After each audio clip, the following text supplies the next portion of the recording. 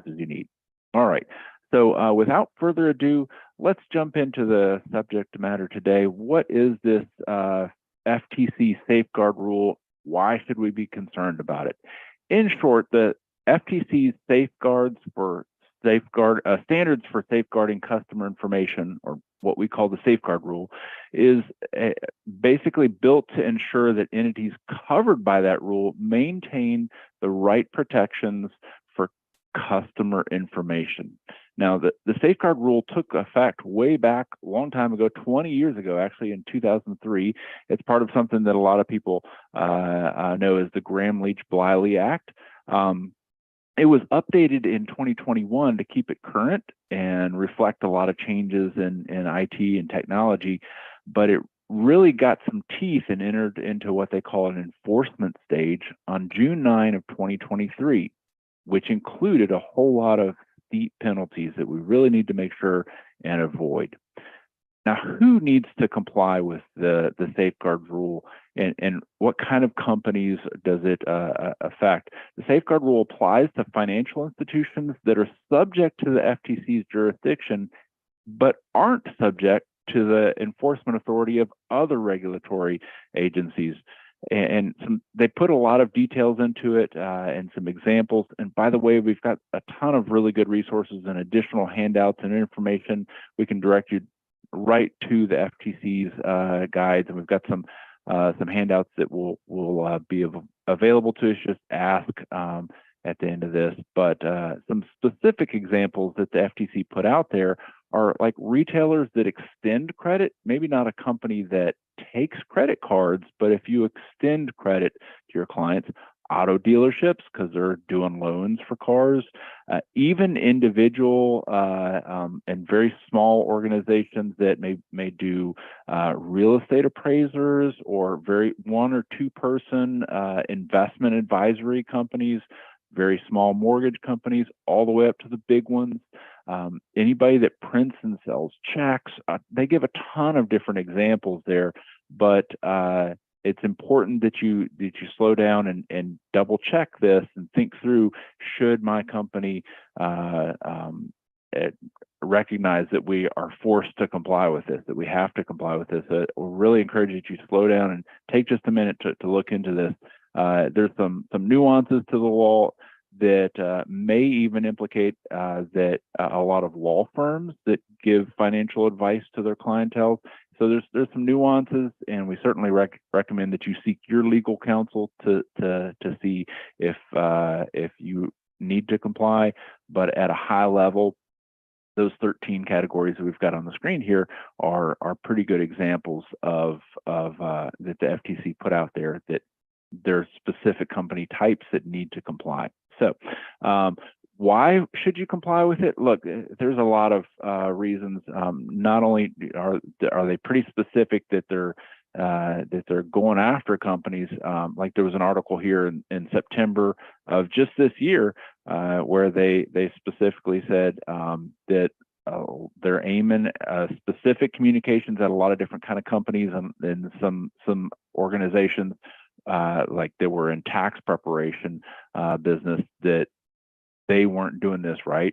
But look, following the law is probably a pretty good idea, period. But the law has some specific civil penalties. Like we mentioned, it's now in the enforcement stage as of June of this year, with some pretty steep fines up to like $50,000, depending on how you read it, per violation.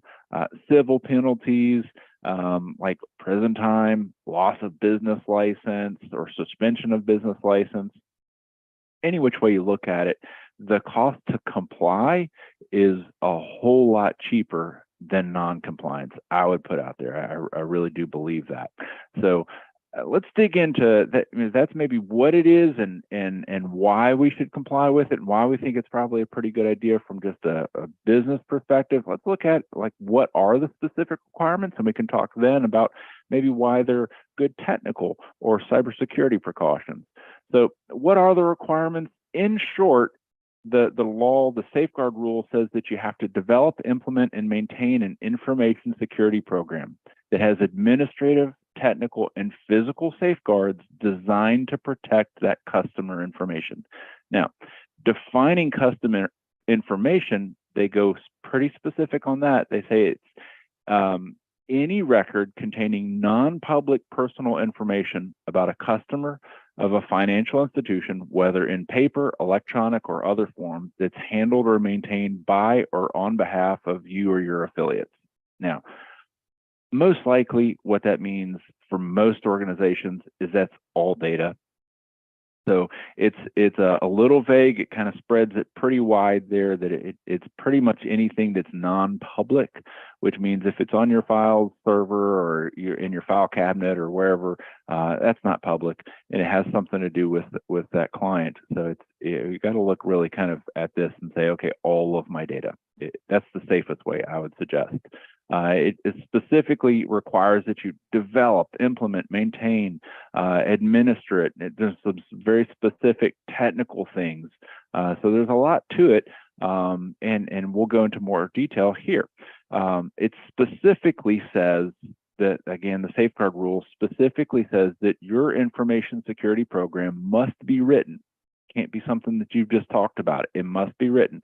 It must and can be appropriate to the size and complexity of your business and the sensitivity of the information at issue. So you really have to slow down and think, yes, we have to do this, even if we're a one-person or company, or if I'm a one-person company, but I can make it, adapt it to these overall goals to my size of company.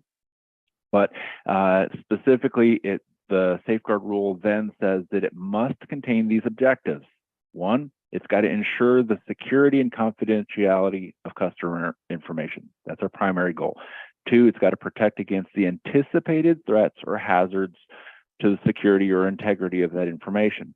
Here in Louisiana, we know all about hurricanes. Across the world, we know about hackers and the constant growth of cyber attacks against organizations of every size. So we have to think through those. But it's also got to protect against unauthorized access to that info that could result in substantial harm or inconvenience to any customer, including inconvenience there. Now, potential unauthorized access can include a hacker, but I would encourage you to think through internal access. Internal misuse of data systems or access to computer data is one of the leading issues or beginning or completions of breaches these days. Countless studies show that internal actors, not hackers, but internal actors are like employees, are some of the largest causes of breaches. We got to think through that. So specifically, the law goes even more detailed, or the guidance, the safeguard rule goes into some very specific guidance, and it gives us 9 steps. And we're going to go through each one of these. So I don't want to beat this too hard right here, but it goes through 9 very specific steps: designating a qualified individual, conducting a risk assessment, implementing safeguards, monitoring and testing, training your people, monitoring your service providers, keeping that information security program current, having a written incident response plan, and really involving the leadership at your company. So let's dig into each one specifically. First, the qualified individual is a person at your company or at a service provider that is responsible for overseeing, implementing, and enforcing your information security program. It can be employed by you, or it can be employed by, commonly it's often designated as maybe a lead person at a IT company or a managed service provider, somebody like Turnkey Solutions, but it can be somebody internal or outside, and they have to be in charge of it, and they got to be named and designated. Second, control that they specifically say we got to do is we've got to do a risk assessment. Now, it deals a little bit on the details of the risk assessment, and this is really good guidance. If you want to know how to do a risk assessment really well, this is good advice. Start with your inventory. You can't make a good information security program until you know what your information is, what your data types are, where you're saving them. Are you putting things in Dropbox or on this website, or is it on the workstations, or is it only on the servers? It's a very complicated question most of the time when we dig into it with a company of any kind of sophistication. After that inventory, assess for foreseeable risks and threats, both internal and external, to the security, confidentiality, and integrity of that customer information. Your risk assessment must result in a written document, and that document must also discuss the criteria that was used for evaluating those risks. While you're doing the risk assessment, and we certainly talk about this with customers while we're working through this process, you got to think through, how could the information be disclosed without authorization? How could it be misused? How could it be altered or destroyed? And you got to really think through a whole lot of what if when you're doing a good, healthy risk assessment. And then from there, the safeguard rule specifically says that you need to reassess it in light of changes or new threats. Candidly, there's new threats like minute by minute in the IT world, but depending on the size of your organization and where your assets are and your complexity of your business, we really feel here at Turnkey Solutions that annually is a bare minimum for even the smallest, most simple of organizations, because threats change and technology changes, and annually is probably as far as any company should stretch that process out. Third, specific safeguards are recommended or required, but it's step 3 or control 3 for the safeguard rules is based on the risk assessment, put into place safeguards to control those risks. Now, they specify multiple steps, like implement periodic review of your access controls. So whatever we're going to put into place, let's start with the awareness that we're going to go check it on a regular basis. Know what you have and where you have it. Again, that's back to that inventory. Keep a really good inventory of your data, your systems, your users, those all of those important assets. Encrypt customer information, assess the necessity and health and supportability of your applications that you use, implement MFA for anyone accessing customer information, dispose of that information securely, and they even detail specific timeframes by which you should make sure that your information is disposed, anticipate and evaluate changes, and maintain a log of activity. Now, the 3 that I highlighted here are really important. There's really no playing around with these, and a lot of companies we see aren't doing these. First is that encrypting customer information on your systems when at rest or in motion. You got to stop and think, where is my data being saved? A lot of times we see reports being saved on a C drive, and we're not encrypting those hard drives. That's a violation, and it's a big security risk. If it's in motion, we got to really think through, how are my staff, my employees emailing files?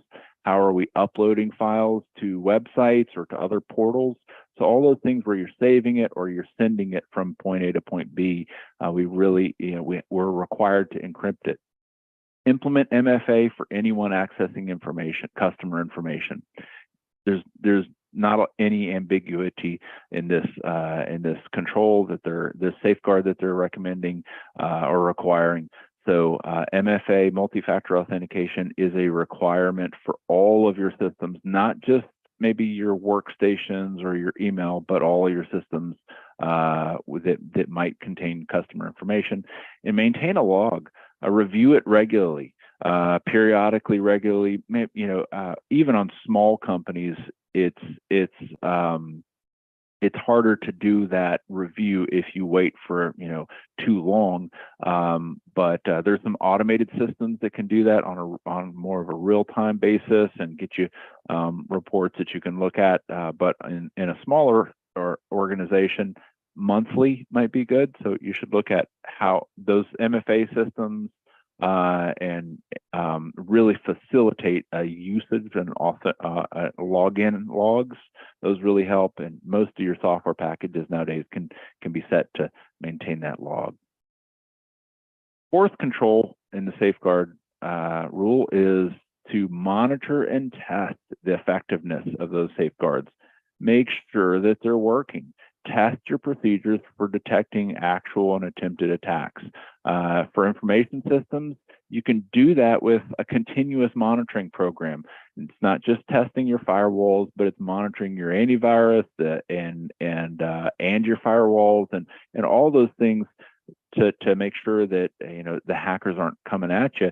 Now, if you're really small and you don't feel you need to implement continuous monitoring, the rule actually says that you can just do an annual pen test at a smaller side, including a system-wide scan, maybe every 6 months, to test for publicly known security vulnerabilities.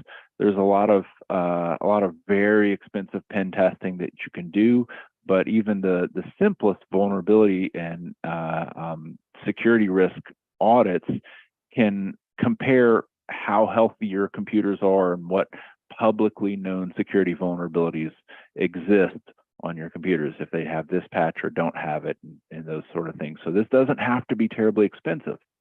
In addition, test and check your effectiveness of all those precautions and all those safeguards whenever there's a big change. You make a big change to your network, you make a big change in terms of what systems you put in place, or a small change, any kind of material change, I think is the term they use, check again. And whenever there's big circumstances, you have a security event, you'd merge with another company, if there's changes or events, or you suspect something might have come up, test your security safeguards. Fifth step is really an important one that the world, we've got to do better at this, is security training for your staff. And we always tell people, look, your firewall, your antivirus, all those things are worthless in preventing a cyber hack or massive expensive breach. And hear me again, the firewalls and antivirus and all those things are worthless at preventing a big breach if your staff aren't trained, because there are too many ways for users to circumvent all the security precautions that we can put into place if they intend to or just don't know what they're doing and aren't very savvy to risks and don't know how to see a threat when it's coming at them. Employees trained to spot risks can multiply the effectiveness of those firewalls, antivirus, backup systems. All your security program can be really way more effective if your staff is very savvy. Provide them with scheduled training and scheduled refreshers. Insist on specialized training for those key members of your team that have to implement portions of your information security program. And verify that your team is really keeping their ear to the ground. You can do this really well with some of the automated or scheduled training programs that are available now, where they get a little bit of training. Maybe a minute worth of training. Some people call it micro training. You get a little bit of that every day or two, and it's or every a couple times a week. It's really effective at keeping people kind of on their toes and thinking through things. Step 6 of the safeguards rule is to monitor your service providers. All those gears in your business's ecosystem that keep things running, like your credit card providers, your IT company, your accountant, your landscaper, all the different organizations that interact with you to keep your business going, those have an important spot and role to play in your overall security. So make sure that your contracts spell out your security expectations for them, and build in to your contracts with them that they're going to maintain their security at a certain level in a way to protect you, and build in a way that you're going to be able to check on how well they're doing. And make sure that you periodically reassess that. Don't go 10, 15 years without double checking on your very favorite vendors' security controls, because things change for you and things change for them as well. Maintaining a good visibility into how your your service providers are protecting themselves is an important step in protecting you and your customer information. Number 7, keep your security program current. If your security program looks like this dusty old book on a shelf and it's got cobwebs on it, it's worthless. Trust me. The best programs are flexible enough to change with the changes in your staff. Don't have one person's name hard coded into the whole program. Changes to the world, emerging threats, when things change in cybersecurity, and we all have to use a different set of tools or systems to do our job. Your program needs to be able to flex and needs to be updated pretty rapidly to keep up with that. 8, have a really solid incident response plan. This is the 8th and next to last step in the safeguard rule. So but it's an important one. And this is something we tell people all the time. I don't care what industry you're in, but this is relevant and great advice. Keep that incident response plan really current, and it needs to really think through the what ifs. Again, kind of like that, disaster recovery plan. All of your plans need to have time to think through. When you're building these plans, you need to take the time to think through, what if this happened or what if that happened? So your security incident response plan should really make sure and clarify a couple things. What are the goals of the plan? What are your internal processes that your company will activate? What are you going to do internally in response? Clear roles, who's going to do what, and who can make this decision if we're experiencing this issue and maybe the CEO is on vacation. Communication plans and who we can talk to and when in an event. A process to fix the problems that you found. Procedures for documenting and reporting those security events, and for documenting what your company is going to do next or what your company did. And the security plan, this is one of the most important parts of it, has to include steps to mandate a post-mortem of this is what we learned, this is what happened, we're going to update the security plan with these steps, and this is what it all, this is how our organization's going to be more secure and better after this event than we were before. So never let a good disaster go to waste.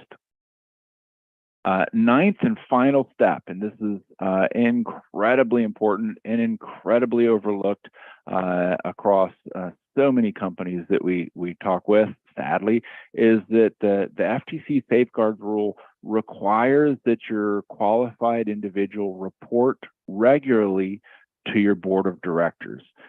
They have to report at least annually to your board of directors. Now, if your organizational structure doesn't include a board of directors, it's got to be the highest person that could oversee this sort of thing inside your company. The qualified individual can't report to your CPA or to your external law firm or to your managed service provider. They have to report to the highest authority in your company on a regular basis. And that report should include an overall assessment of the company's compliance with its own information security program.